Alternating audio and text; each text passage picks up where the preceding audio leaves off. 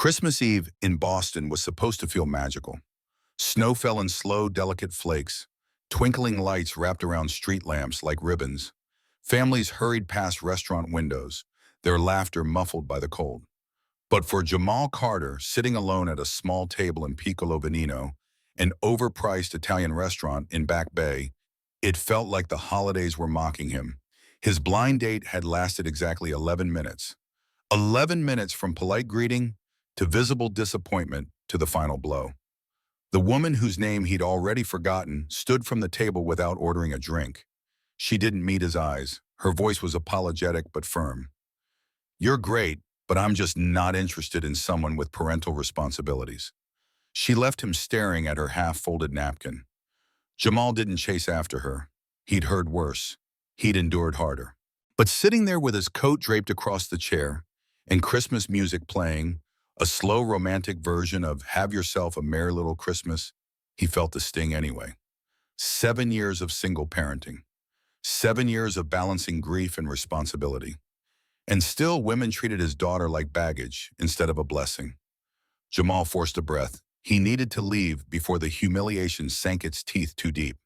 He stood, reached for his wallet, and waved the waiter over. Then a voice cut through the restaurant.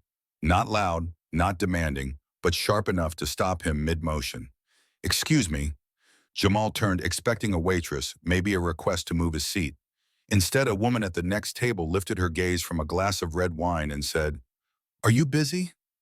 She sat alone, posture poised, blonde hair sleek and straight. She wore a black jacket that looked couture and boots that probably cost more than his rent. Her face was striking, cool, composed. The kind of beauty that didn't ask for attention, but received it anyway. "Yeah," he said awkwardly. I'm actually just leaving." "Don't." Her voice didn't waver. "Sit." Jamal blinked. Had she seen the entire disaster? "Seriously, I'm fine," he said. "I just need to go." "Marry me." The words landed like a slap. The restaurant noise faded, the music blurred. Jamal stared, absolutely certain he'd misheard. "Excuse me?" "Marry me," she repeated, this time with clinical clarity. "Not now, not immediately. I just need a husband, and I think you might need a wife." There were at least 6 logical reactions Jamal could have had. Laugh, walk away, call security, ask if she was drunk. Instead, he just stared, because the woman didn't look unhinged. She looked terrifyingly rational. "Who are you?" he asked. "Alexandra Monroe." She didn't extend a hand, didn't smile. "CEO of Monroe Interactive." Jamal wasn't tech-savvy, but even he recognized the name. The gaming company that had gone public last year. Headlines, Forbes covers, billion-dollar valuation. "That's a lot," he muttered. "I know," she replied like they were discussing a grocery list. "I know exactly what I'm worth, which is why I'm telling you up front. This wouldn't be a financial arrangement." Jamal rubbed a hand across the back of his neck. "Why me?" "Because you're a singleton," Alexandra said. Her eyes were flat, but her voice softened at the edges. "I overheard your date. I also heard what you said about your daughter when she wasn't listening. You're a good father, not a perfect one. No one is, but a present one. You have love to give. That matters." Jamal swallowed. Hearing a stranger verbalize something so intimate made him feel naked. "I don't understand what you're asking," he said. "I'm asking," Alexandra said, "if you're willing to build a family." Jamal sat down without fully realizing he had moved. His body acted before his brain caught up. "You don't even know me," he said, "which we can fix." Her tone was infuriatingly practical, like she was proposing a business partnership instead of a life-altering commitment. The waiter slipped by, refilling Alexandra's glass. Without breaking eye contact, she gestured toward Jamal. "2 glasses, please." He raised a hand instinctively. "Just water." Alexandra shrugged, unfazed. "This may be the wildest thing I've heard all year," Jamal said. "And the stupidest," she added, "but also the most honest." There was a sadness to her, a polished loneliness, expensive and quiet. "Why do you want a husband?" he asked. She looked down at her wine before speaking. "Because I've built everything I dreamed of except a family. Because every man I date wants my money, my connections, or my company." She lifted her gaze again, the mask slipping just enough to reveal something raw. And because I can't have children. Not biologically, a health condition. Permanent. So men lose interest fast. Jamal didn't know what to say. He'd been judged for having a child. She was judged for not being able to have one. They sat in silence long enough for the Christmas music to shift into another orchestral version of a classic. Snow continued to drift against the restaurant windows, blurring Boston into a watercolor of white and gold. "Why are you asking a stranger to marry you?" Tidy finally said. Alexandra leaned back, rubbing her thumb along the stem of her glass. "Because desperation and clarity often look the same if you're honest enough to admit it." Jamal huffed a breath, half laugh, half exhale of disbelief. "So what? You want to adopt my daughter? Like a business acquisition?" Her eyes narrowed, not offended but focused. "I don't want to adopt anyone. I want to build something, to be part of something. And I think you do too." Jamal stared at her, at the billionaire who looked tired of being admired but never known, at the woman who had just proposed insanity with unwavering conviction. He should have stood, should have left, but his feet felt nailed to the floor. "I have a daughter," he said quietly. "I know," she replied. "I'm asking you to let me meet her, get to know her, get to know you, and see where this goes." Jamal swallowed. "This is crazy." Alexandra nodded. "So is spending Christmas alone." The words hung between them. Heavy, true. Jamal thought about his empty apartment, about Zara asking why other kids had moms and she didn't, about the years of rejection stacking up like unpaid bills. He thought about Teresa, about the promise she'd made him make in the hospital. Don't be alone forever.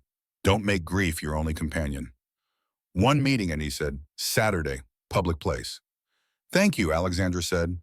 She reached into her jacket and pulled out a business card. On the back, she wrote a phone number in precise, elegant script. "In case you change your mind," she said, sliding it across the table. "Though I hope you don't." Jamal took the card. His fingers brushed hers for the briefest moment.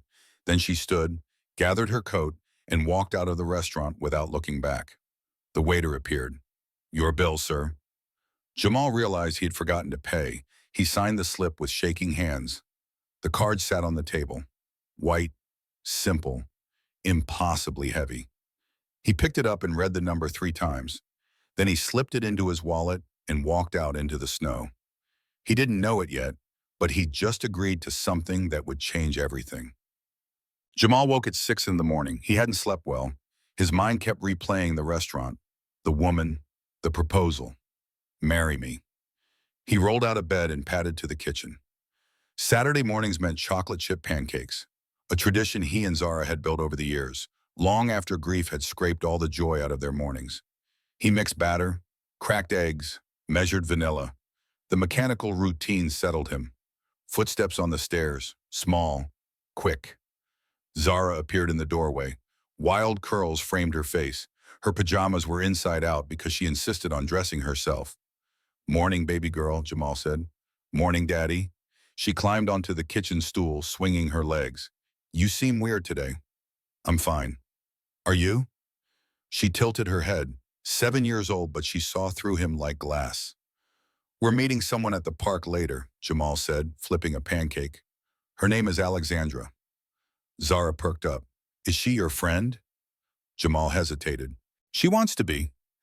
Zara shrugged, uninterested in adult complexities. "Is she nice?" It was a reasonable question. Jamal didn't know. He barely knew her. "I think so," he said. "Okay." Zara picked up a strawberry from the bowl. "What time?" 10. "That's soon." "Yeah." Zara studied him for a long moment. Then she smiled. "It's okay to have friends, Daddy. Mommy would want you to." Jamal's throat tightened. He set the spatula down and walked over to her. He kissed the top of her head. "You're too smart for your age," he murmured. "I know," she said seriously. The Charles River Park was covered in fresh snow. Families walked the paths. Children threw snowballs. Dogs chased each other, barking with joy. Jamal held Zara's hand as they walked. She wore her pink puffy coat and mittens shaped like cats. Her boots left small prints in the snow. "Where is she?" Zara asked. "I don't know. We're a few minutes early." Then he saw her. Alexandra Monroe stood near the duck pond, hands in the pockets of a camel-colored coat. Her hair wasn't pulled back in that severe style from the restaurant. It fell loosely around her shoulders. She wore a cream wool scarf and snow-dusted boots. She looked softer, more human. She saw them and lifted a hand in a small wave. Jamal's heart did something strange in his chest. He ignored it. "Come on," he said to Zara. They walked toward her. Zara's grip on his hand tightened slightly. She was brave but cautious around strangers. "You made it," Alexandra said when they reached her. "I said I would," Jamal replied. "This is Zara." Alexandra crouched down, bringing herself to eye level with the little girl. Jamal noticed how carefully she moved, like she was afraid of spooking a wild animal. "Hi, Zara," Alexandra said. "I'm Alexandra." Zara studied her with the seriousness of a judge. "Are you my dad's friend?" "I hope so." Zara stared for another beat. Then she nodded, apparently satisfied. "Do you like ducks?" Zara asked. Alexandra blinked. "I've never been asked that before." Zara shrugged. "They're important." Alexandra's lips curved into the first genuine smile Jamal had seen from her. "Then yes, I like ducks very much." Zara beamed. She let go of Jamal's hand and reached for Alexandra's instead. "Come on," Zara said. "I'll show you which ones are nice and which ones are mean." Alexandra glanced at Jamal, a question in her eyes. He nodded. She let Zara pull her toward the pond. Jamal followed, watching the two of them. Zara chattered nonstop. Alexandra listened, asking questions, laughing at Zara's explanations about duck politics. It should have been awkward. A billionaire CEO and a 7-year-old discussing waterfowl behavior. But it wasn't. It was easy, natural.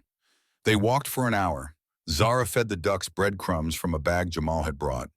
One particularly aggressive duck waddled too close and Zara squealed, jumping behind Alexandra's legs. Alexandra laughed, really laughed.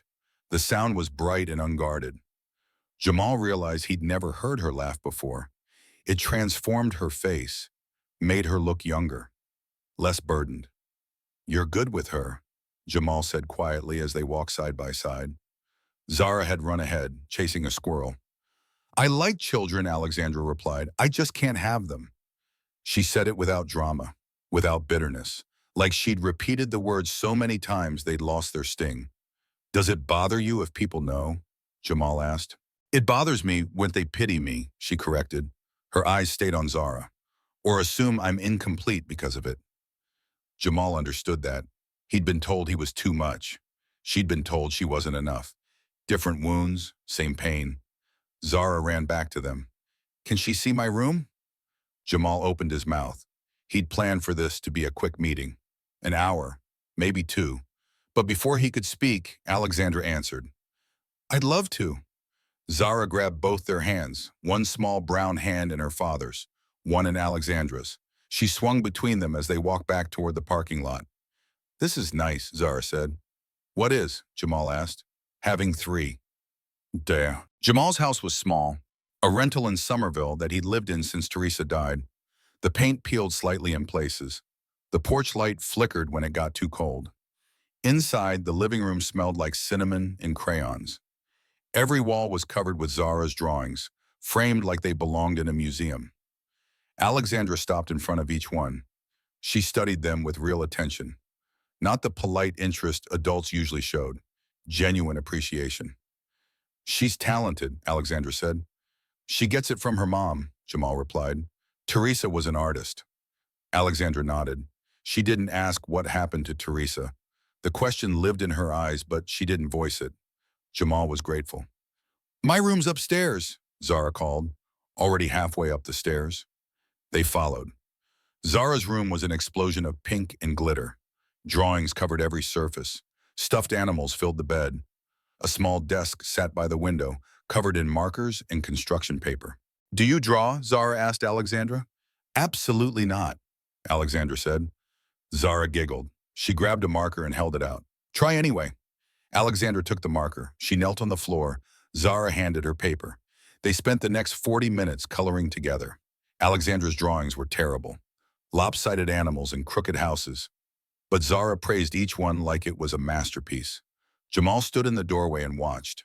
Something in his chest ached. Not a bad ache, the kind that came from feeling too much too fast. Alexandra looked nothing like a CEO, nothing like the cold, composed woman from the restaurant. She looked like someone who wanted desperately to belong. When it was time for her to leave, Zara threw her arms around Alexandra without hesitation. Alexandra froze, startled. Then her arms came up slowly, carefully, and wrapped around the small girl. She held Zara like she'd been handed something priceless and fragile. Her eyes shimmered. "Can she come back?" Zara asked after Alexandra had walked to her car. Jamal watched through the window. Alexandra stood by a black Tesla looking back at the house. Her expression was unguarded, vulnerable. "Do you want her to?" Jamal asked. "Yeah," Zara said simply. "She listens." Jamal nodded. His throat felt tight. "I'll see what I can do." Alexandra met his eyes across the distance. Something passed between them. A recognition, an acknowledgement. She got in her car and drove away. Jamal stood in the snow, heart pounding with a feeling he hadn't allowed himself in years. Saturday became a ritual. Not all at once, it happened gradually, organically. The next Saturday, Alexandra texted. Her message was simple. "Same time?" Jamal replied. Yes, they met at a bakery, Flour, a place near Boston Common that made the best hot chocolate in the city. Zara insisted Alexandra try everything. The croissants, the apple tart, the chocolate cookies that left crumbs all over the table. Alexandra ate with the careful politeness of someone who usually skipped meals. But Zara's enthusiasm was infectious. By the end, Alexandra was laughing, wiping chocolate from her fingers, looking more relaxed than Jamal had ever seen her. The following Saturday, they walked through the public garden. Zara fed the ducks again. It was apparently her life's mission to befriend every waterfowl in Boston. Alexandra asked questions, real questions, about Zara's school, her friends, what she wanted to be when she grew up. "A scientist," Zara said confidently, "or maybe a vet, or an astronaut." "Why not all three?" Alexandra suggested. Zara's eyes went wide, like she'd never considered she could be more than one thing. The third Saturday, they went to the Children's Museum. Zara dragged them through every exhibit. She explained why the dinosaurs were sad because their families were extinct. She demonstrated how gears worked. She built a tower out of blocks and then knocked it down with glee. Alexandra watched her with something like wonder. "She's fearless," Alexandra said as they sat on a bench, watching Zara climb through a maze. "She gets that from her mom, too," Jamal replied. Alexandra turned to him. "You loved her very much." It wasn't a question. "I did," Jamal said. "I still do." "Does it ever stop hurting?" "No," Jamal said honestly, "but you learn to carry it differently." Alexandra nodded. They sat in comfortable silence. Jamal noticed how she'd changed over these weeks. Less makeup, softer clothes, laughter that didn't sound forced. She checked her phone occasionally. Her thumbs would fly over the screen, urgent replies sent to urgent messages. But she always apologized afterward, like she was afraid being a CEO made her less human. Zara ran over, breathless and smiling. "There's a pretend grocery store. Can we play?" "Of course," Alexandra said. She stood and let Zara pull her away. Jamal followed, watching his daughter and this stranger who wasn't quite a stranger anymore. He watched them pretend to shop. Zara put plastic vegetables in a tiny cart. Alexandra played along, asking about prices and quality like it was a real negotiation. Jamal's phone buzzed. A text from his boss, Lou. "You seeing someone?" Jamal frowned. "What?" Lou replied. "You've been happy lately. Different." Jamal looked up. Alexandra was laughing at something Zara said. Her whole face lit up. "No masks, no walls."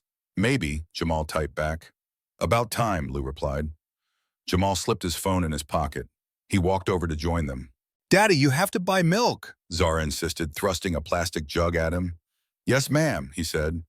Alexandra met his eyes over Zara's head. Something passed between them. Warm, unspoken.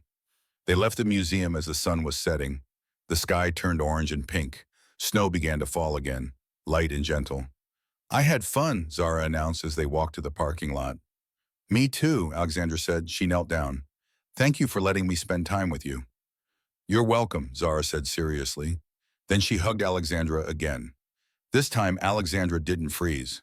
She hugged back immediately. When they separated, Alexandra stood. She looked at Jamal. Her phone buzzed in her pocket. She glanced at the screen and her expression shifted. Just for a moment, worry flickered across her face. "Everything okay?" Jamal asked. "Yes," she said quickly. Too quickly. "Just work." "If you need to go." "No." Alexandra slipped her phone back into her pocket without answering the call. "This is more important." She said it with such conviction that Jamal believed her. They said goodbye in the parking lot. Zara waved enthusiastically as Alexandra drove away. "I like her," Zara said as Jamal buckled her into her car seat. "I know, baby girl." "Do you like her?" Jamal paused. His hand rested on the door. "Yeah," he said softly. "I think I do." Zara smiled. "Good. She needs people who like her. I think she's lonely." Out of the mouths of babes, Jamal got in the driver's seat. As he pulled out of the parking lot, he thought about Alexandra, about the walls she'd built, about the loneliness Zara had seen so clearly. He thought about his own walls, his own loneliness. Maybe he thought they could help each other tear them down. One Saturday at a time. What Jamal didn't know was that across the city, Alexandra sat in her car in the parking lot of her building. Her phone buzzed again. Same number. Board Chair Douglas Hartwell. She answered. "You missed the conference call," Douglas said without preamble. "I had a prior commitment. More important than a $2 billion company?" Alexandra looked at the rearview mirror. She could still see Zara's smile in her mind, still feel the small arms wrapped around her neck. "Yes," she said. Silence on the other end. "We need to discuss relocation," Douglas said finally. "The board wants to move headquarters to New York. We need you here full-time. No more disappearing on Saturdays." "I'm not relocating," Alexandra said. "This isn't a request. Neither is my answer." She hung up. Her hands shook. She pressed them against the steering wheel. The phone rang again. She ignored it. For the first time in her life, Alexandra Monroe had chosen something that couldn't be bought or negotiated. She'd chosen connection. She'd chosen family. She just hoped it wouldn't cost her everything. The snow continued to fall. The city glowed with Christmas lights. And somewhere across town, a single father and his daughter went home to an empty house that felt a little less empty than it used to. 3 lives, slowly intertwining. 3 hearts, cautiously hoping. One impossible proposal, becoming something real. The ice rink at Boston Common was crowded with families. Children wobbled on skates while parents held their hands. Teenagers showed off, spinning and racing. The air smelled like hot chocolate and roasted chestnuts. Jamal stood at the entrance, holding 2 pairs of rental skates. Zara bounced on her toes beside him, practically vibrating with excitement. "This was your idea," Jamal reminded her. "I know. It's going to be so fun." Alexandra arrived 10 minutes late, slightly out of breath. Her cheeks were flushed from the cold. She wore dark jeans and a thick sweater instead of her usual designer clothes. She looked almost normal, almost like she belonged with them. "Sorry," she said. "Meeting ran late." "It's okay," Jamal said. He handed her a pair of skates. "You know how to do this?" Alexandra looked at the skates like they were alien technology. "How hard can it be?" Zara giggled. Very hard, as it turned out. Alexandra stepped onto the ice with the confidence of someone who'd never failed at anything. That confidence lasted approximately 5 seconds. Her feet went in opposite directions. Her arms windmilled. She grabbed for the railing and missed. Jamal caught her before she hit the ice. His hands gripped her waist, steadying her. The contact startled both of them. For a moment, they stood frozen. Too close. Close enough that he could see gold flecks in her green eyes. "I don't understand this," Alexandra muttered. "The ground shouldn't move." Zara zipped past them, already halfway across the rink. "You're both old and slow," she yelled over her shoulder. Alexandra glared in the direction Zara had gone. "Your child is a menace." Jamal laughed. He couldn't help it. The Ice Queen's CEO, terrified of ice skating. It was too perfect. "Come on," he said. "I've got you." He kept his hands on her waist. They moved slowly, carefully. Alexandra's fingers dug into his forearms. Her whole body was tense. "Relax," Jamal said. "If you're stiff, you'll fall." "I don't fall." "Everyone falls." "Not me." 5 seconds later, she fell. Jamal went down with her because he was still holding on. They landed in a tangle of limbs. Alexandra's hair spread across the ice like a golden halo. She stared up at him, shocked. Then she started laughing. Not a polite laugh, not a restrained chuckle, real laughter that came from deep in her belly. It transformed her face completely. Jamal found himself laughing too. They lay on the ice like idiots while skaters went around them. Zara skated over and stood above them, hands on her hips. "Are you guys okay?" "We're great," Alexandra said, still laughing. Jamal helped her up. This time she let him. They made slow circles around the rink. Alexandra improved gradually. Her death grip on his arm loosened. Her movements became less frantic. "Where did you learn to skate?" she asked. "Chicago," Jamal said. "Grew up there. Ice was unavoidable." "I grew up in Connecticut. We hired people to shovel the driveway so I wouldn't have to deal with winter. And now you're dying anyway." She smiled, small but real. "Possibly, but it's slightly more fun with you." The words hung between them. More fun with you. Simple words, heavy meaning. They skated in silence for a while. Christmas music played through speakers mounted around the rink. Bing Crosby's White Christmas. Michael Buble's version of It's Beginning to Look a Lot Like Christmas. The classics that everyone knew by heart. Snow drifted down, light and lazy. It caught in Alexandra's hair like glitter. The lights strung around the rink reflected off the ice, turning everything golden. It should have been cheesy, a perfect Christmas card moment. But it wasn't. It felt real. "Do you ever get tired of people?" Jamal asked. "Always," Alexandra answered without hesitation. "Do you?" "Not people," he said. "Expectations." She nodded slowly, understanding without him having to explain. The burden of being enough. "Yeah. I spent years trying to prove I didn't need anybody," Alexandra said quietly. "Friends, love, family. Yeah. I told myself they were inefficient variables, distractions from success." She paused. Jamal waited. "But it turns out loneliness is just expensive misery." Jamal tightened his grip on her hand slightly. "After Teresa died, everything collapsed. I shut down. Built walls so high I couldn't see over them anymore. I thought grief meant loyalty, that if I moved on, I was betraying her memory." "And now?" Alexandra asked. Jamal watched Zara across the ice. She was skating with a group of other kids, laughing and shouting. She looked happy. Really, truly happy. "Now I'm tired of being alone," he said. Alexandra squeezed his hand. "Me too." The moment stretched. Fragile, precious, like spun glass that might shatter if they breathed too hard. Zara's voice broke the spell. "Are you two going to kiss?" Every head within 20 feet turned to look at them. Alexandra's face went bright red. Jamal felt heat crawl up his neck. "Zara!" he called, but Zara just laughed and skated away, clearly proud of herself. Alexandra covered her face with one hand. "I'm going to die of embarrassment." "Get in line." They skated for another hour. By the end, Alexandra could make it around the rink without holding on. She was proud of herself. Jamal could tell by the way she held her shoulders. When they returned the skates, Zara was still buzzing with energy. "Can we go to the Christmas market?" Jamal looked at Alexandra. She nodded. "I'd like that." So, downtown Boston transformed into a winter wonderland every December. The Christmas market sprawled across several blocks. Vendors sold everything from handmade ornaments to roasted chestnuts. Lights were strung between lampposts, creating a canopy of stars. The air was thick with the smell of cinnamon and pine.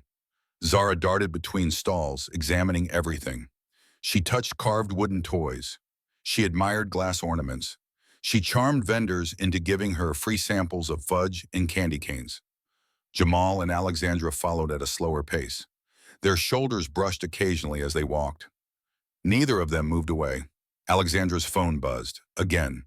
It had been buzzing all evening. She pulled it out and glanced at the screen. Her expression tightened. "You can answer that," Jamal said. "No." Alexandra silenced the phone and put it away. "Work can wait. What if it's important? Then they'll call back." She looked at him. "This matters more." The conviction in her voice made something warm bloom in Jamal's chest. They stopped at a stall selling handmade ornaments. The vendor, an older woman with kind eyes, smiled at them. Her hands moved deftly as she wrapped delicate glass balls in tissue paper. Zara picked up 3 ornaments, a star, a snowflake, a tiny house with a wreath on the door. We need these, she announced. They match. Alexandra frowned. They don't match anything. They match us, Zara said, like it was obvious. The vendor's smile widened. She wrapped the ornaments carefully and placed them in a small bag. You folks visiting family for Christmas? Jamal froze. He didn't know how to answer that. What were they? Friends? More than friends? Nothing official yet, but something real and growing. Alexandra opened her mouth, closed it, also uncertain. Zara had no such hesitation. She looked up at the vendor and said loud and clear, "This is my dad. This is his girlfriend." Time stopped. The vendor beamed. Lucky guy. Jamal felt heat flood his face. His mind went blank. He couldn't form words.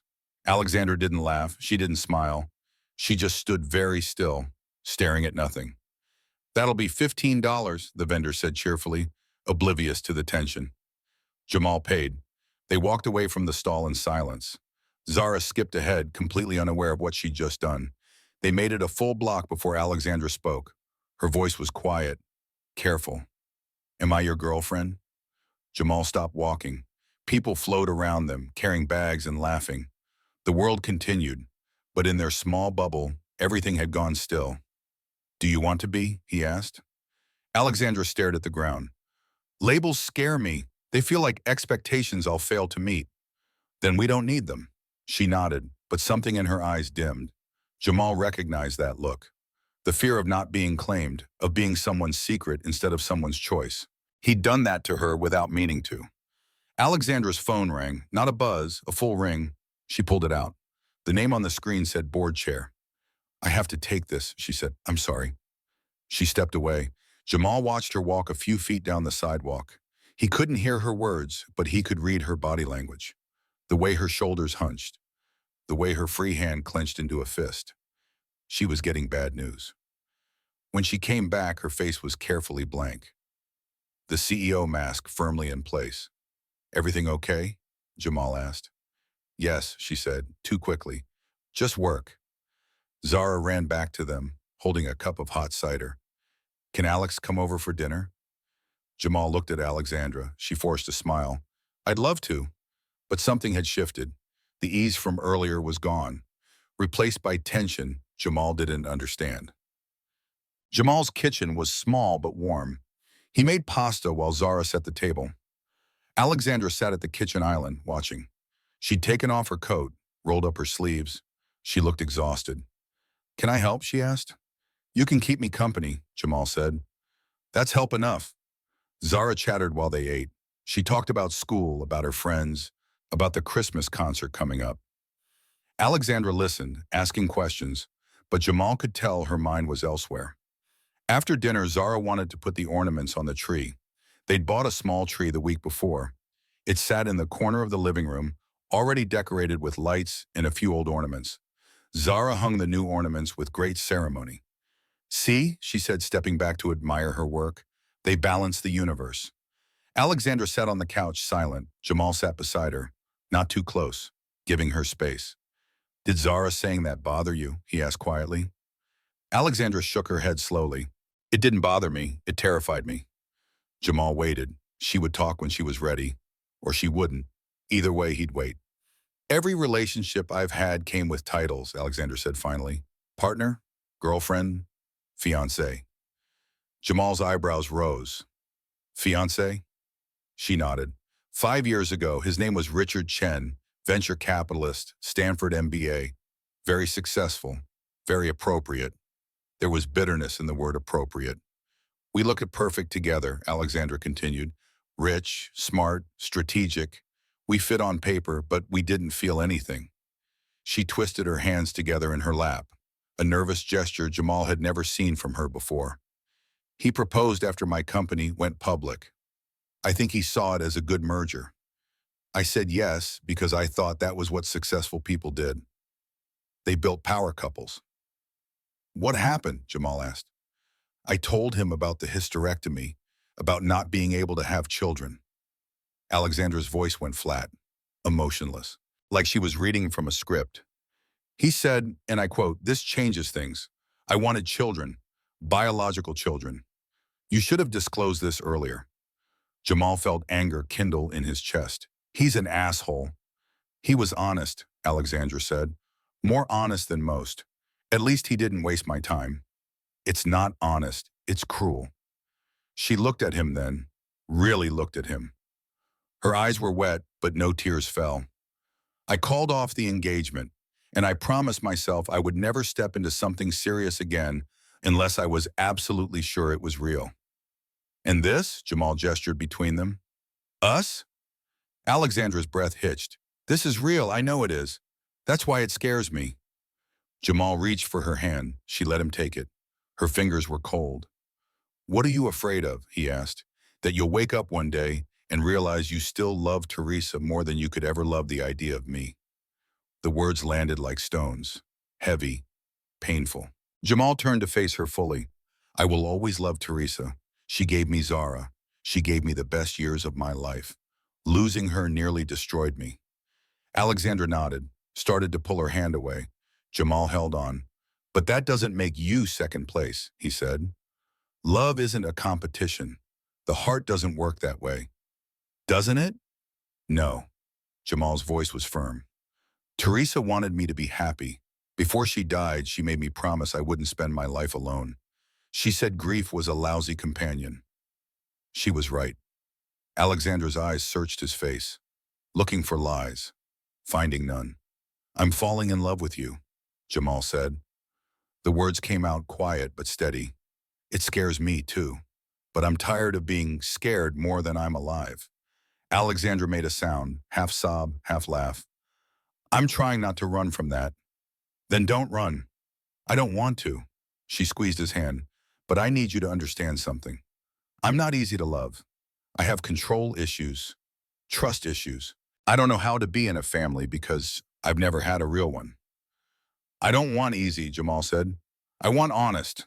Alexandra blinked, stunned by the simplicity of it. Honest is dangerous, she whispered. So is love. They sat in silence. The Christmas lights blinked on the tree. Zara had fallen asleep on the floor, still holding a marker. She'd been drawing again. Jamal stood and picked Zara up carefully. She mumbled something in her sleep, but didn't wake.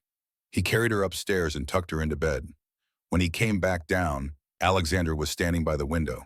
She looked small, vulnerable, nothing like the powerful woman who ran a billion-dollar company. Stay, Jamal said. She turned. What? Stay tonight, not like that, he added quickly. Just stay. We can watch a movie, talk, or not talk, just don't leave yet. Alexandra nodded. Okay. They sat on the couch. Jamal found a movie on TV, some old Christmas classic he'd seen 100 times. Neither of them really watched it. Alexandra leaned against him, slowly, carefully, testing to see if he'd pull away.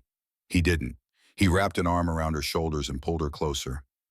She let out a breath, like she'd been holding it for years. Tell me something true, she whispered. Jamal thought for a moment. I'm falling in love with you, he said again. And it terrifies me, but not enough to stop. Alexandra tilted her head back to look at him. Her eyes were impossibly green. I'm trying not to run from that. Don't. I don't want to. The space between them shrank. Jamal could feel her breath on his lips, could see the flecks of gold in her eyes, could hear his own heartbeat pounding in his ears. Are we ready for this? Alexandra whispered. Maybe not, Jamal said, but maybe that's what makes it real. She laughed, that broken, beautiful sound, half cry, half joy. Then she kissed him. It wasn't perfect.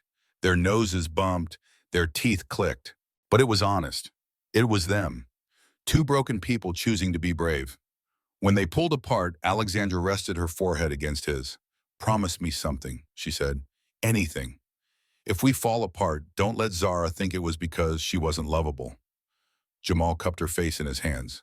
Nothing that happens between us will ever change how loved she is. I promise. A tear slipped down Alexandra's cheek, then another. Jamal wiped them away with his thumbs. I love you, Alexandra whispered, finally letting the truth outweigh the fear. Jamal closed his eyes. His heart felt too big for his chest. I love you too. They held each other as the movie played on, forgotten. Outside, snow fell.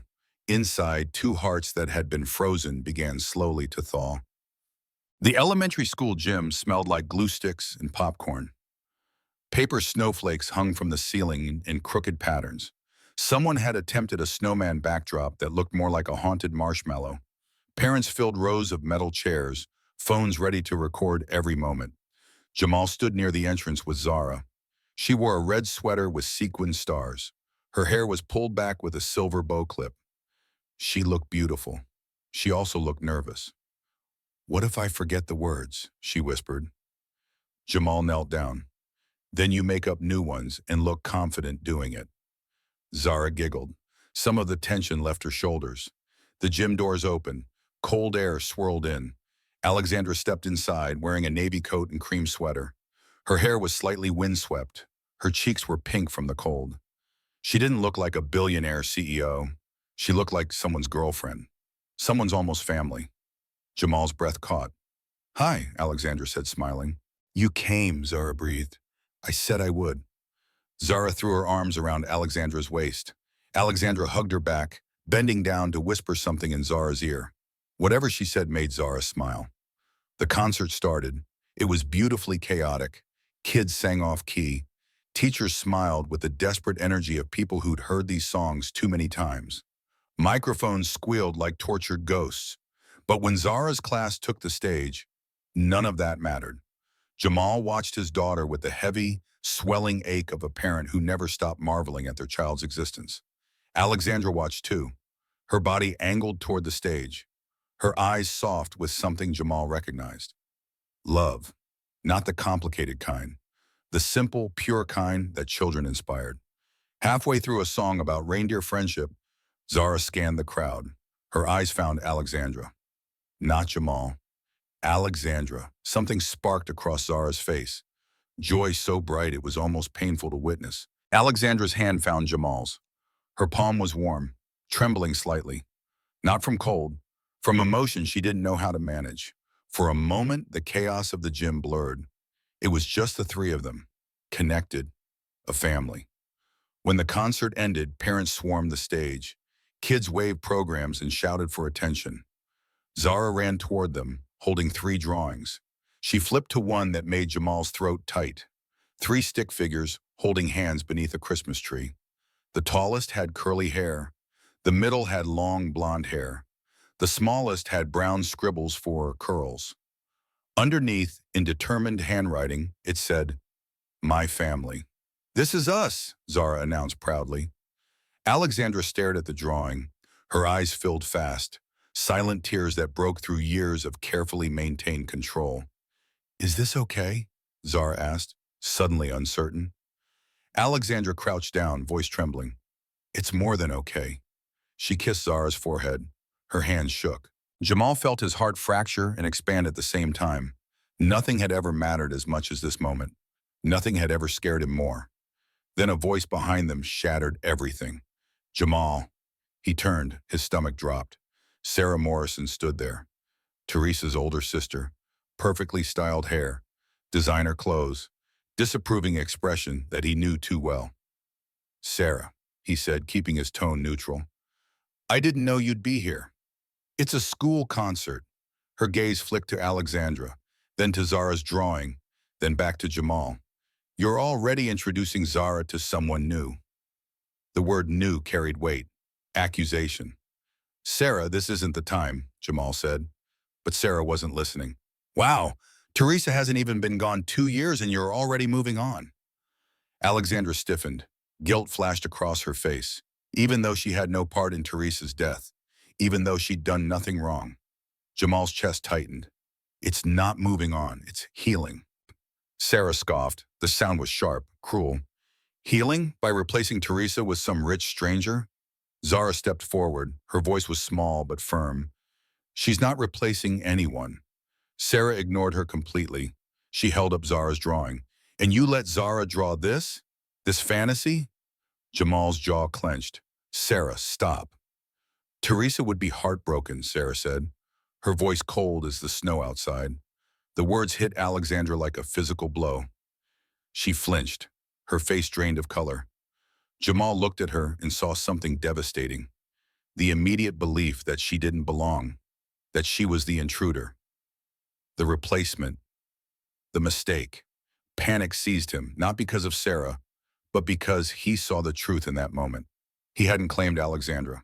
Not publicly, not proudly, not protectively, and now, forced into the spotlight, under Sarah's judgment, he choked. The words left his mouth before his brain could stop them. Alexandra is just a friend. Time stopped. The gym noise faded to nothing. Jamal heard his own heartbeat, heard the gasp Zara couldn't quite suppress, heard the absolute silence from Alexandra. He knew immediately that he'd broken something, something precious, something that might not be fixable. Alexandra's face didn't twist with anger. It shattered in silence. A tiny exhale escaped her lips, barely audible, but Jamal heard it, that small sound of pain. Zara's shoulders slumped, her eyes filled with confusion and hurt. Sarah smirked, victorious. Good, because Teresa is irreplaceable. She walked away, left destruction behind her like confetti at a parade. Jamal turned, desperate. Alexandra, I didn't mean it like that. I was just trying to protect us from her judgment. I thought if I could just get her to back off, we could talk about this properly later. And I'm sorry, I'm so sorry. You did mean it, Alexandra said. Her voice wasn't sharp, it was broken, quiet, final. You meant it enough to say it out loud. I was trying to protect our privacy, to protect you from your reputation, Alexandra interrupted. Her voice shook, but her gaze was steady. Your grief, or the illusion that you're still someone's widower instead of someone capable of loving again. Jamal reached for her arm. She stepped back, away from him, away from them. You don't have to claim me, she said. Tears filled her eyes but refused to fall. But don't pretend I'm nobody. She took Zara's drawing from Sarah's discarded grip, the family they almost were. She handed it carefully to Jamal, like it was made of glass. Then she turned and walked toward the exit, her coat unbuttoned, her shoulders shaking. Jamal didn't chase her, not because he didn't want to, but because he didn't know how to fix what he'd just destroyed. Didn't know what words could possibly undo that damage. Zara tugged his hand. Her voice was small, hurt. Dad, why did you say that? Jamal had no answer. 3 days passed, no call, no text, no message confirming their usual Saturday meeting. The silence hit Jamal in places he didn't know were breakable. The house felt different, wrong, like a painting with all the color drained out. Zara didn't sing around the house anymore. She didn't talk about roller skates or gingerbread houses. She sat quietly, coloring, glancing at the door every so often like she expected Alexandra to walk through it. She never did. Jamal made coffee he didn't drink. He paced rooms he couldn't settle in. He picked up his phone 100 times a day, staring at Alexandra's name in his contacts. He typed messages, long, rambling explanations, short, simple apologies, everything in between. He erased them all. Every sentence sounded selfish, manipulative, defensive. He didn't want to apologize with excuses. He wanted to tell her she mattered, deeply, dangerously, but he doubted she'd believe him. Not after he'd publicly called her just a friend. On the third day, Zara asked the question he'd been dreading. Is she mad at us? They were eating breakfast, cereal instead of pancakes because Jamal couldn't summon the energy for their Saturday tradition. Not mad, Jamal said carefully. Just hurt. Zara's eyes were too wise for 7 years old. Hurt because of what you said? Jamal set his spoon down. Yes. Did I do something wrong? Zara whispered. Her voice trembled. Because I called her your girlfriend? Jamal's stomach churned. He moved around the table and knelt beside her chair. No, baby girl. None of this is your fault. This is all on me. Zara's hands curled into small fists. She pressed them against her knees. But she hasn't come back. So someone messed up. I messed up, Jamal said. The words felt like swallowing glass. I hurt her feelings. I made her feel like she didn't matter when she matters more than almost anything. Zara looked at him with an expression that was equal parts sad and disappointed. Dad, you shouldn't make people feel like they don't matter. The truth from a child's mouth. Simple. Devastating. I know, Jamal said. I'm trying to fix it. How? I don't know yet. Zara reached out and patted his cheek. a gesture of comfort that made Jamal's eyes burn. You better figure it out. I miss her. Me too, sweet girl. Me too. Across the city, Alexandra sat in her penthouse. Glass walls, stainless steel, a skyline view that had cost millions and felt worthless. She'd built a life where she needed no one, where she disappointed no one, where she controlled every variable. But now she missed chaos. Markers scattered on the floor, burnt pancakes, laughter at midnight, small hands tugging her sleeve, a child's absolute faith in her goodness. She missed belonging. She thought about texting Jamal, not to fight, not to accuse, just to say she still cared, that she missed them, that she missed, that maybe they could try again. But every time she opened her phone, she remembered the gym. Sarah's voice, sharp and moralistic. Jamal's silence. Then those words. Just a friend. Like she was nothing, like the past months meant nothing, like her heart, offered so carefully, was something to be hidden instead of held. Alexandra wasn't naive. She knew healing was messy, that love was terrifying, that grief lived in every hallway of Jamal's heart. She'd been prepared for that, expected it even. But she hadn't been prepared for him to deny her, to choose protection of the past over possibility of the future. She whispered to the empty room, I wasn't trying to replace her. Her phone sat on the glass coffee table, silent, accusing. She could call, she could text, she could show up at his door. But pride held her back. Or maybe it was something deeper. The fear that if she reached out and he rejected her again, it would break something in her that couldn't be repaired. So she sat in her expensive fortress, alone, wealthy, successful, miserable. 3 lives pulled apart by fear and words spoken too quickly. 3 hearts aching in separate silences. 1 family, broken before it could fully form. Friday evening found Jamal sitting in a community center basement, folding chairs arranged in a circle, coffee brewing in the corner that smelled burnt and tasted worse. He hadn't been to grief group in over a year, hadn't needed it, or so he'd thought. Dvashis, the facilitator, smiled when Jamal walked in. Welcome back, Jamal. It's good to see you. Thanks, Chen. 8 people sat in the circle, various ages, various stages of grief. Some looked freshly wounded, others carried their loss like old scars, visible but healed. They went around the circle, sharing, remembering, crying, laughing sometimes too. Grief was strange that way. It contained multitudes. A man spoke. Marcus, mid-40s, white, wearing a wedding ring he couldn't seem to take off. I met someone, he said, his voice thick with guilt. My kids like her. That should make me happy. Instead, it terrifies me. Heads nodded around the circle. Everyone understood. Because if I let myself love her, Marcus continued, does that mean I didn't love my wife enough? Does it mean I'm betraying her memory? Dr. Chen's voice was gentle. Grief isn't betrayal of the past. It's honoring it enough to build a future. Your wife didn't want you frozen in time. She wanted you to live. Marcus nodded. Tears streamed down his face. Then Dr. Chen looked at Jamal. Do you have something to share tonight? Jamal hadn't planned to speak, but the words came anyway, spilling out like water from a broken dam. I hurt someone who deserved protection, he said. His voice cracked.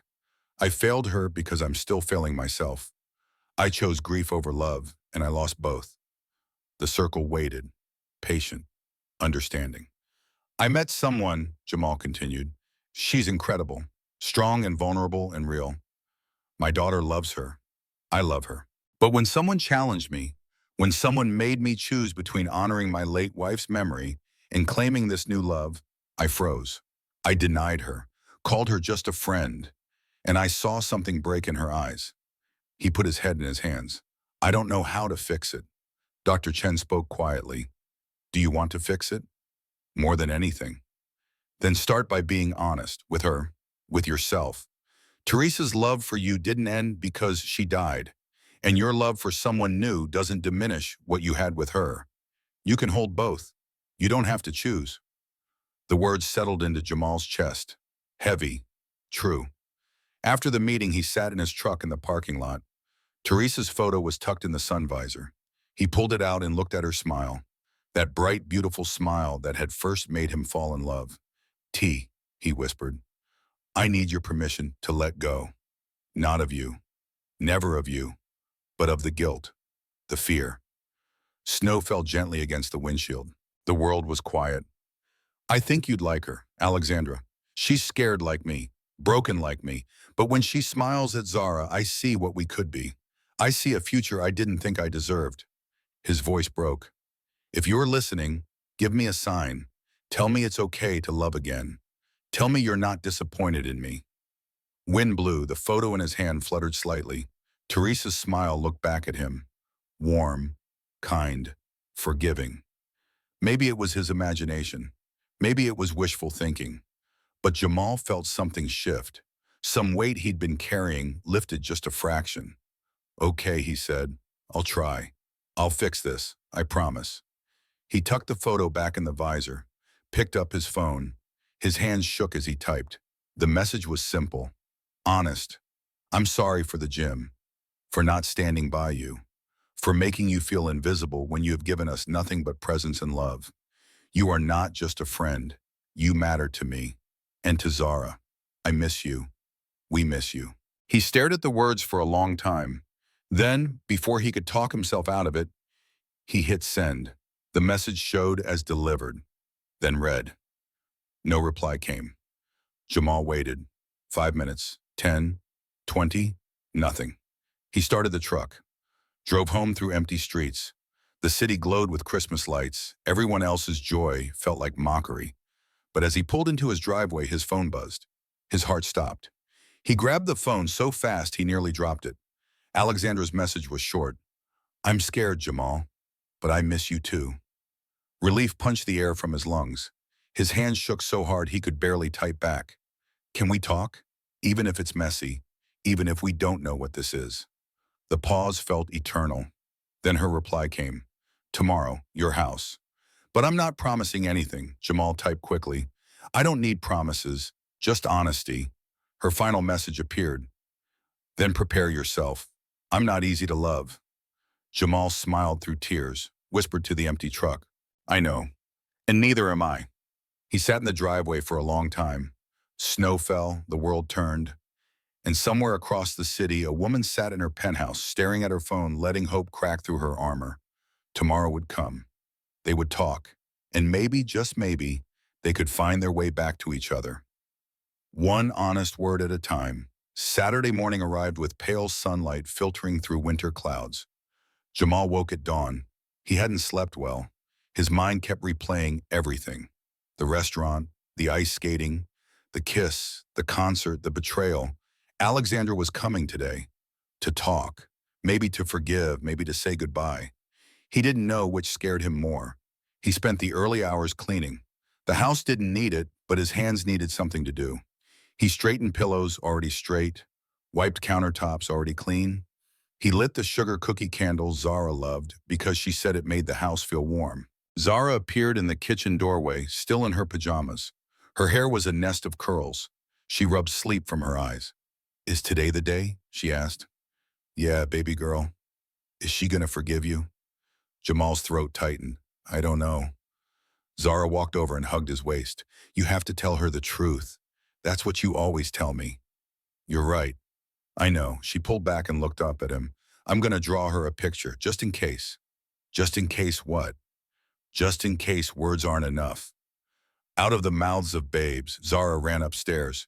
Jamal heard her rummaging in her art supplies. He made coffee, poured a cup, stared at it without drinking. The doorbell rang at exactly 10 o'clock. Jamal's heart stopped.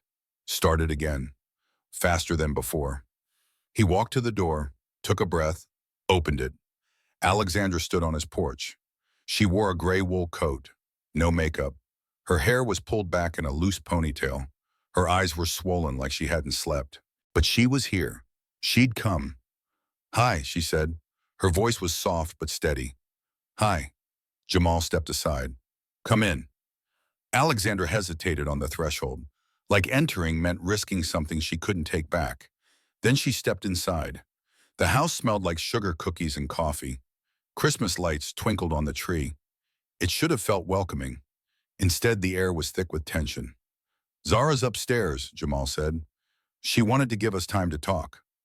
Alexandra nodded. She didn't take off her coat, like she might need to leave quickly. They sat on opposite ends of the couch, a safe stretch of fabric between them, neutral territory. Jamal tried to speak first. The words jammed in his throat. Nothing came out. Alexandra stared at her hands. Her fingers were intertwined, her knuckles pale from gripping too hard. "I've replayed that moment," she said finally. "The gym. What you said. What you didn't say." "Alexandra, She lifted a hand. "Stop. Let me finish."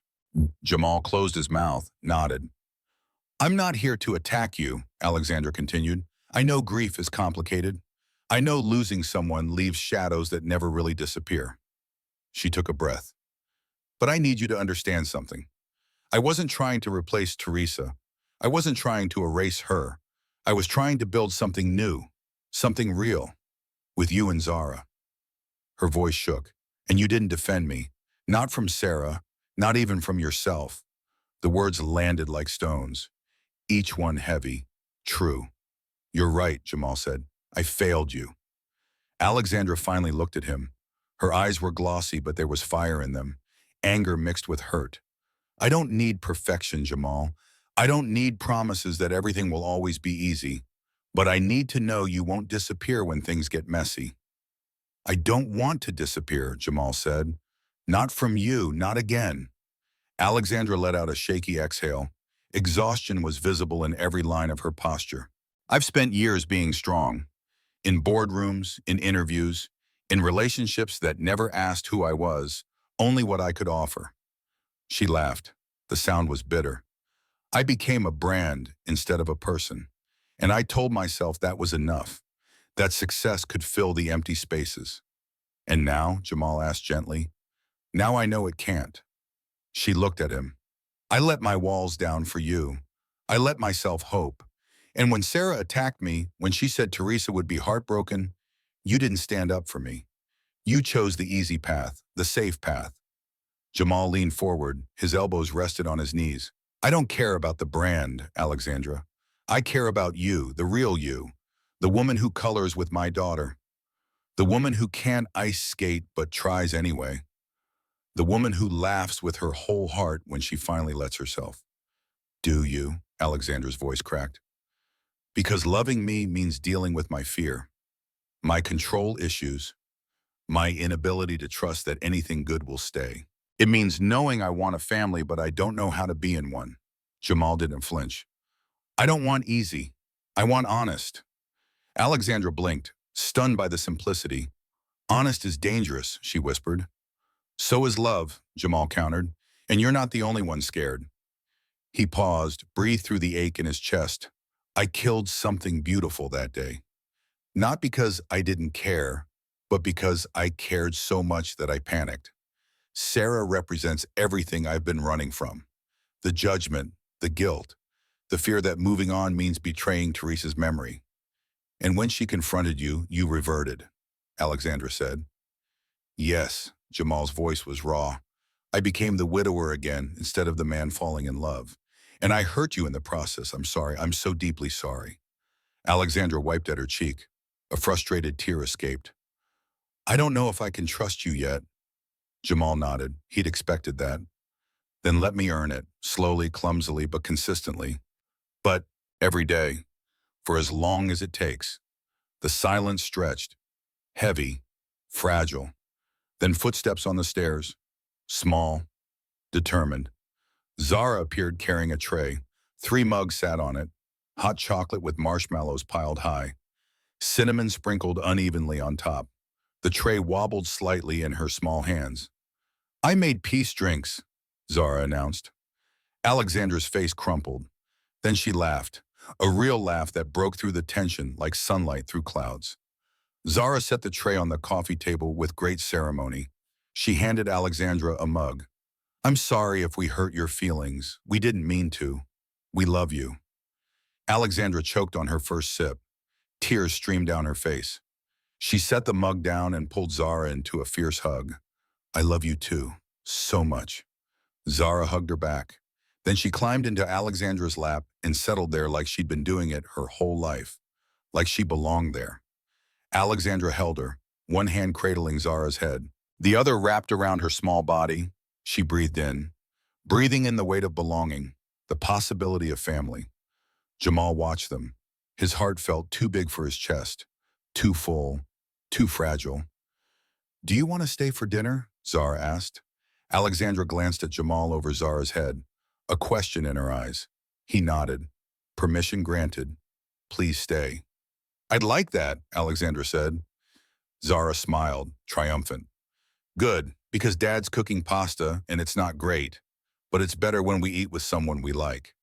Jamal groaned. Alexandra laughed again. The tension dissolved, not completely, but enough. They weren't fixed, not yet, but they were together. And that was a start. Dinner was simple. Pasta with marinara sauce, garlic bread that was slightly burnt, salad from a bag, nothing fancy. But it felt right. Zara talked nonstop. About school, about her friends, about the Christmas concert she was still processing. She didn't mention the incident with Sarah. Neither did the adults. After dinner, Zara wanted to decorate gingerbread cookies. Alexandra rolled up her sleeves and joined in. They made a mess, frosting everywhere, sprinkles on the floor. But the laughter was real. The joy was real. Jamal watched from the kitchen island, his daughter and the woman he loved. Together. Easy. Natural. The doorbell rang. Everyone froze. Jamal looked at the clock. 7:30. He wasn't expecting anyone. He walked to the door, opened it. Sarah Morrison stood on his porch. Again. Jamal's stomach dropped. "Sarah, I need to talk to you," she said. Her voice wasn't sharp like before. It was quiet, almost pleading. "Now's not a good time." "Please, Oi." Sarah's eyes were red. She'd been crying. "I need to apologize." Jamal hesitated. Then he stepped aside. "Come in." Sarah walked into the house. She saw Alexandra and Zara at the kitchen table, saw the gingerbread cookies, saw the easy domesticity. Her face crumpled. Alexandra stood. Her body language was defensive, ready to fight or flee. "I'm not here to cause trouble," Sarah said quickly. "I'm here to say I'm sorry." No one spoke. Sarah looked at Alexandra. "I was cruel to you at the concert. You didn't deserve that." "No," Alexandra said quietly. "I didn't." Sarah flinched, but she nodded. "You're right. I had no right to judge you, to attack you. I don't even know you." "Then why did you?" Alexandra asked. Sarah's breath hitched. Tears spilled over. "Because I'm terrified." She sank into a chair, put her face in her hands. Her shoulders shook. Jamal exchanged a glance with Alexandra. Neither of them knew what to do. Zara walked over to Sarah. She put a small hand on Sarah's knee. "Aunt Sarah, why are you sad?" Sarah looked up. Her face was blotchy, mascara streaked. "Because I miss your mommy so much, and I'm scared everyone else is going to forget her." "I won't forget," Zara said seriously. "She's my mommy. I remember her every day." Sarah sobbed. She pulled Zara into a hug. "I know, sweetheart. I know." Jamal sat down across from Sarah. "What's really going on?" Sarah pulled back from Zara, wiped her face. "Teresa was my baby sister. I was supposed to protect her. When we were kids, I fought her battles. I kept her safe. And then she got sick and I couldn't do anything. I couldn't save her." Her voice broke. "And now Zara is growing up. She's forgetting what Teresa looked like, what she sounded like. And if she gets a new mother, it's like Teresa never mattered, like she's erasable." Zara's voice was small but firm. "Nobody's replacing my mom. Alex is different. She's extra." Sarah stared at Zara, then at Alexandra, then at Jamal. "I've been so angry," Sarah whispered. "Angry at Teresa for dying. Angry at God for taking her. Angry at you for moving on. But mostly angry at myself for not saving her." Jamal reached across the table, took Sarah's hand. "You couldn't have saved her. None of us could. What happened wasn't your fault." "It feels like it was." "I know, but it wasn't." Sarah looked at Alexandra. "Can you promise me something?" "What?" Alexandra asked carefully. "That you won't try to replace her. That you'll let Zara remember her mom. that you'll honor her memory. Alexandra's voice was steady, strong. I'm not here to replace anyone. I'm here to add to this family, to love Zara as she is, to respect the mother who came before me. Teresa gave Zara life. I could never replace that. I wouldn't want to. Sarah studied her, looking for lies, finding none. Can you promise you won't leave her? Sarah asked. Her voice was barely a whisper. Alexandra met her eyes. I can promise I'll try every single day to stay. I can promise I'll love her with everything I have. But I can't promise I'm perfect. I'll make mistakes. I'll fail sometimes. But I won't give up. Not on her. Not on this family. Sarah nodded slowly. That's more honest than most people would be. She stood, looked at the gingerbread disaster on the table. A small smile touched her lips. That's architecturally unsound. Jamal laughed, broken but real. I know. Can I help fix it? Sarah asked. Zara's face lit up.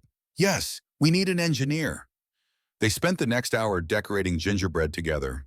Sarah showed them how to make the frosting work as glue, how to balance the weight. It was still a mess, but it was their mess, together. When Sarah left, she hugged Alexandra, stiff at first, then real. Take care of them, she whispered. I will, Alexandra promised. Sarah hugged Jamal. Teresa would like her, she said quietly. Alex is strong, and Zara needs strong. Jamal's eyes filled. Thank you. After Sarah left, the house felt different, lighter, like a weight had been lifted. Zara yawned. I'm tired. Bedtime, Jamal said. Can Alex tuck me in? Jamal looked at Alexandra. She nodded. They went upstairs together. All three of them. Zara climbed into bed. Alexandra sat on one side, Jamal on the other. This was a good day, Zara said sleepily. It was, Alexandra agreed. Are we okay now, all of us? Jamal and Alexandra looked at each other over Zara's head. We're getting there, Jamal said. Good. Zara's eyes drifted closed. I love you both. We love you too, they said together. They sat with her until her breathing evened out, until sleep claimed her completely. Then they crept downstairs. The living room was quiet, only the Christmas lights glowing. Snow fell outside, soft and steady. Alexandra and Jamal sat on the couch, closer than before, but still careful, still rebuilding. Thank you, Alexandra said, for today, for fighting for us. I should have fought for us at the concert, Jamal replied, but you're fighting now, that matters. They sat in silence, comfortable, warm. Can I ask you something? Alexandra said. Anything. Do you want more kids someday? Jamal considered. Not now, not soon, but maybe, eventually. Alexandra nodded. I can't have them. I know. Does that change anything? Jamal turned to face her fully. It changes biology, not love. There are other ways to build a family, if we decide that's what we want. Alexandra's eyes filled. I don't know what I can promise you. About the future, about forever. Then don't promise, Jamal said. Just live with me, learn with me, heal with me. We'll figure out the rest as we go. A tear slipped down Alexandra's cheek, then another. I want to kiss you. Jamal smiled, small and stunned. I want that too. She leaned in, slow, cautious. She paused an inch away, her breath warm against his lips. Are we ready for this? Maybe not, Jamal whispered, but maybe that's what makes it real. She laughed, that broken, beautiful sound, half cry, half joy. Then she kissed him. It was gentle, slow, brave. Two people choosing each other despite everything that had tried to keep them apart. When they pulled back, Alexandra rested her forehead against his. Promise me something, she whispered. What? If we fall apart, don't let Zara think it was because she wasn't lovable. Jamal cupped her face in his hands. His thumbs brushed away her tears. Nothing that happens between us will ever change how loved she is, I promise. Alexandra nodded. More tears fell. I love you. The words hung in the air, simple, true, terrifying. Jamal closed his eyes. His heart expanded and ached at the same time. I love you too, not as a replacement for what I lost, not as a rescue from loneliness, but as a choice, my choice every day. They held each other as snow fell outside, as the Christmas lights blinked, as the world turned and time passed, and two broken hearts learned how to beat in sync again. Alexandra's phone buzzed. She glanced at it. Her expression shifted. It's Detective Martinez. Who? Boston PD. She's been investigating my father's death. Alexandra read the message. Her eyes widened. They arrested Charles Bradford, my CFO. The vehicle tampering has been confirmed. My father was murdered. They need my testimony. Jamal's hand tightened on hers. When? After Christmas. Alexandra looked at him. Is that okay? I should feel vindicated. Justice for my dad. But all I feel is tired. That's normal, Jamal said. Justice is important, but so is healing, and you can't do both at the same time. Alexandra set her phone down. Can we not think about it tonight? Can we just be here? Together? Yes. They lay on the couch, Alexandra's head on Jamal's chest, his arm around her shoulders. They didn't talk, didn't need to, just existed together. Outside, the city glowed with Christmas lights. Inside, two people who'd been alone for too long finally found peace in each other's arms.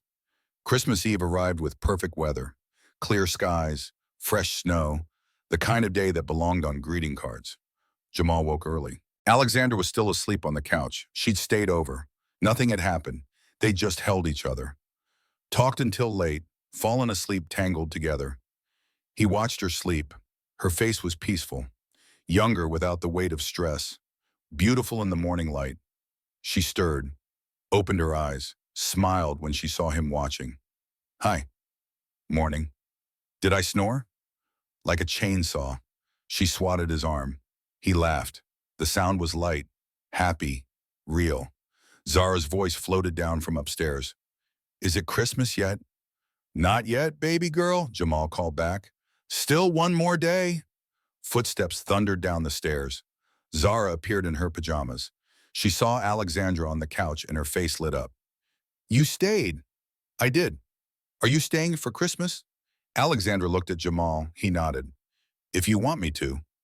Yes, Zara threw her arms up. This is the best Christmas ever. They spent the day together, all three of them. They baked cookies that turned out burnt on the edges and raw in the middle. They watched Christmas movies. They decorated the last of the tree. Lou, Jamal's boss, stopped on by with a gift. He took one look at Alexandra and Jamal together and grinned. About time. Dr. Chen from Grief Group sent a text, checking in. Jamal replied that he was doing well, better than well, happy. As evening fell, they made dinners together. Nothing fancy, just the three of them in the small kitchen, music playing, laughter echoing.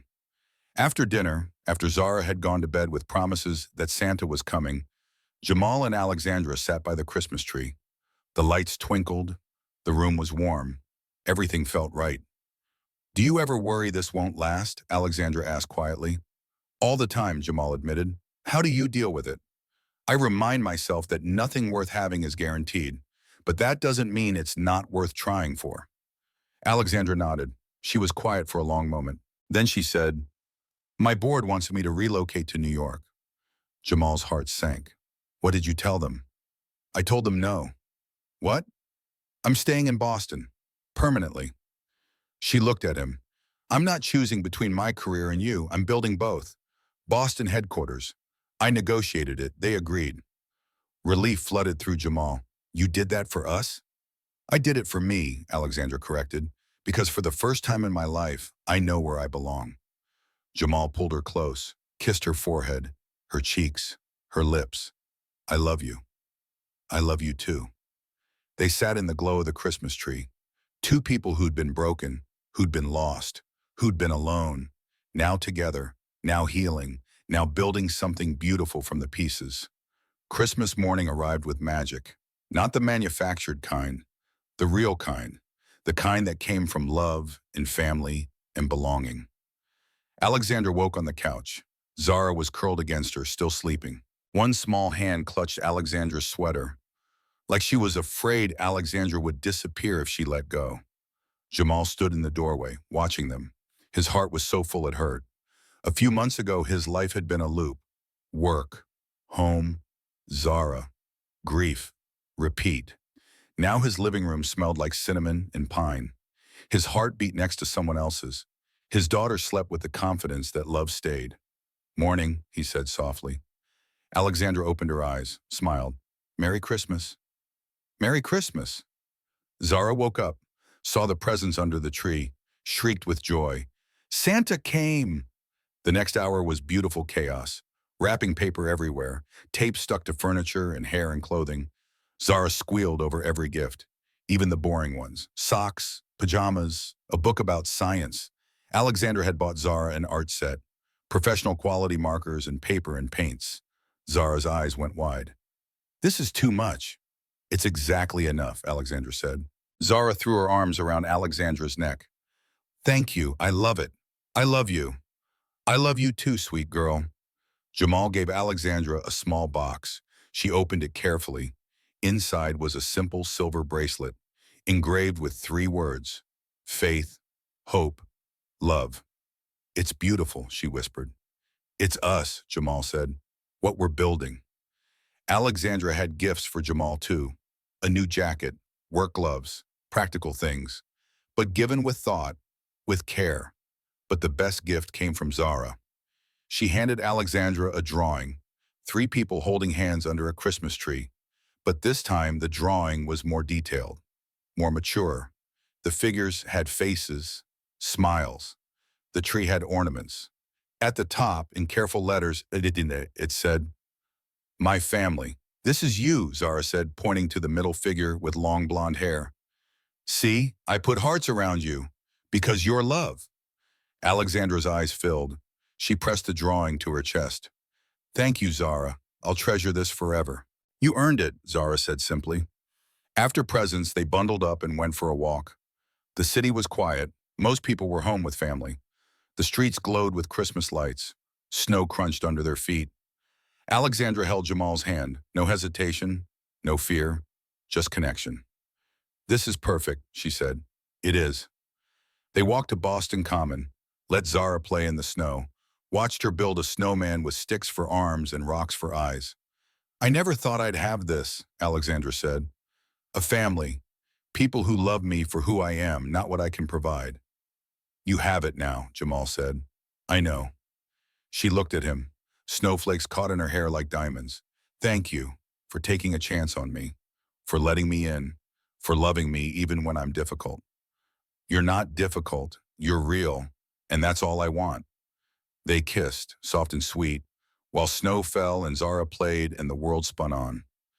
That evening they had a small gathering. Lou came over, Dr. Chen, Sarah, who brought pea pie and apologies, a few neighbors. The house was full of warmth and laughter and love.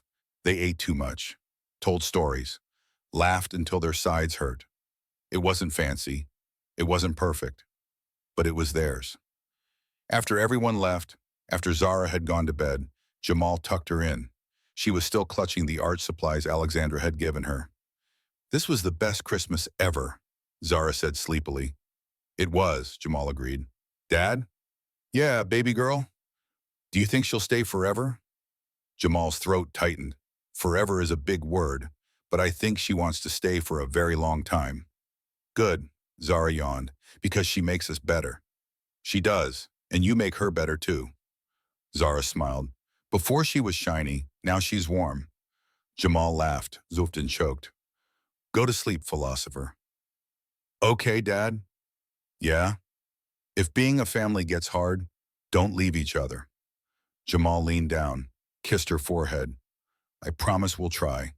Really try." Zara nodded, satisfied. Trying is love. Downstairs, Alexandra waited. When Jamal came back, she was staring at the Christmas tree. The lights reflected in her eyes. "She okay?" Alexandra asked. "She's perfect." Alexandra turned to him. "I'm scared this won't last." "Me too. I'm scared I'll fail, that I'll make mistakes, that you'll realize you deserve someone who isn't broken." Jamal pulled her close. "Everyone breaks, Alexandra. The question isn't whether we break. It's who stays during the rebuilding." She rested her head on his chest. I want to stay. For all of it. The good, the hard, everything. Then stay. Okay.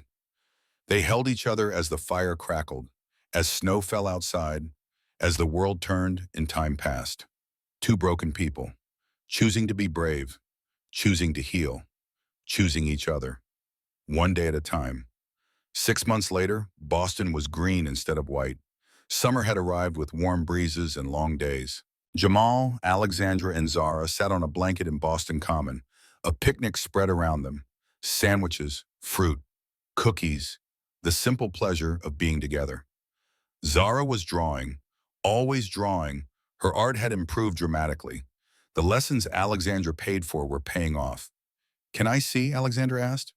Zara held up her sketchbook. 3 figures holding hands, more detailed than ever before. Realistic faces, expressions full of love. This is us, Zara said. My family. Alexandra took the drawing. Tears filled her eyes. Happy tears this time. Can I keep this? Of course, Zara grinned. I made it for you. After a while, Zara ran off to play with some other kids. Jamal and Alexandra sat alone on the blanket. I've been thinking, Jamal said. About? About us, about the future.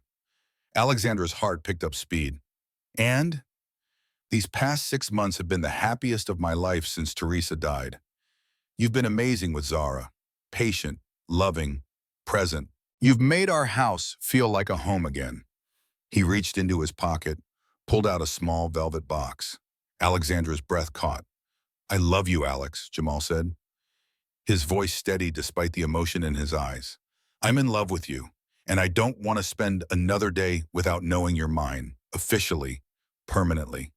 He opened the box. A simple diamond ring caught the sunlight. Alexandra Monroe, will you marry me? Will you be Zara's mother? Will you be my wife? Alexandra couldn't speak. Tears streamed down her face. She nodded frantically. Yes, yes, 1,000 times yes. Jamal slid the ring onto her finger. It fit perfectly, like it was meant to be there.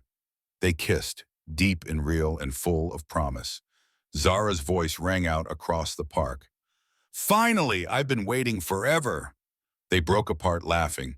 Zara ran over and threw herself at them. They caught her, held her between them. A family, complete. 3 months later, on a perfect September afternoon, they got married. The ceremony was small, intimate, held at a venue overlooking Boston Harbor. 40 guests, people who mattered, people who loved them. Lou stood as best man. Sarah stood with Alexandra. She'd become an unexpected friend over the months. An ally. A sister. Zara was the flower girl. She wore a pink dress and a huge smile. She took her job very seriously. Every petal placed with care. Jamal wore a simple, dark suit. Alexandra wore an elegant white dress. Nothing ostentatious, just beautiful. The officiant asked, "Who gives this woman?" Zara stepped forward, loud and clear. "I do!" Laughter rippled through the crowd. Jamal's eyes filled. Alexandra wiped tears. The vows were simple. True, Jamal spoke first.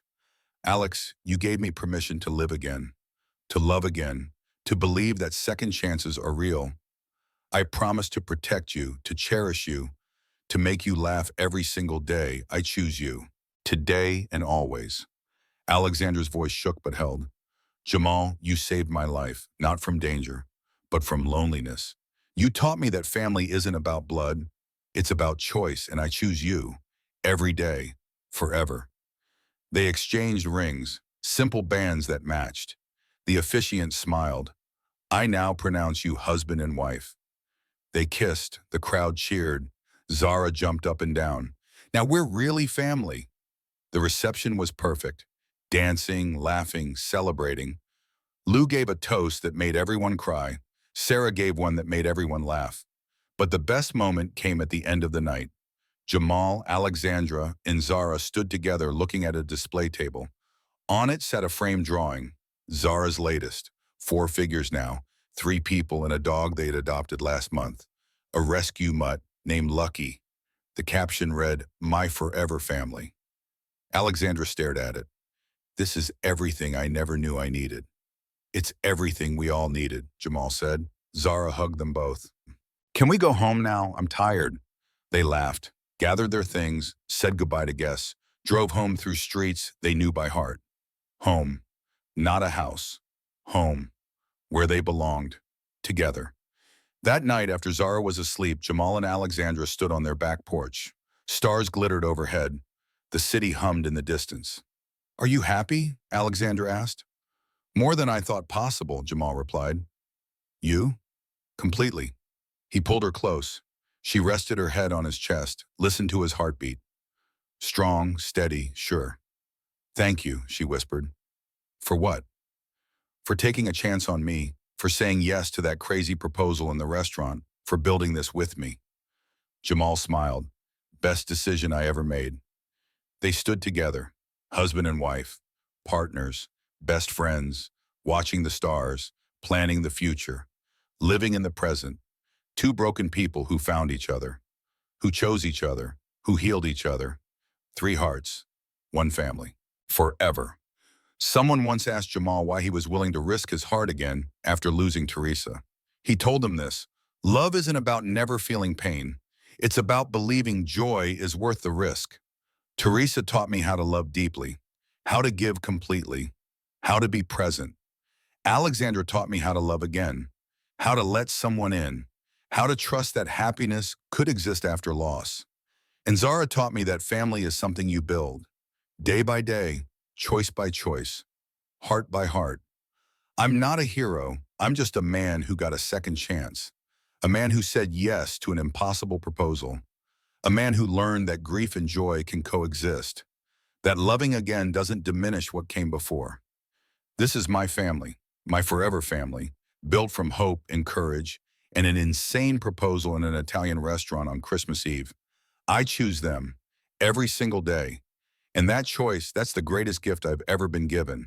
The snow falls every December. The city glows with lights. Families gather. Stories are told. Love grows. And somewhere in Boston, in a small house in Somerville, a family of 3 plus one very good dog celebrates Christmas together. They're not perfect. They're real. And that's everything. The end and the beginning.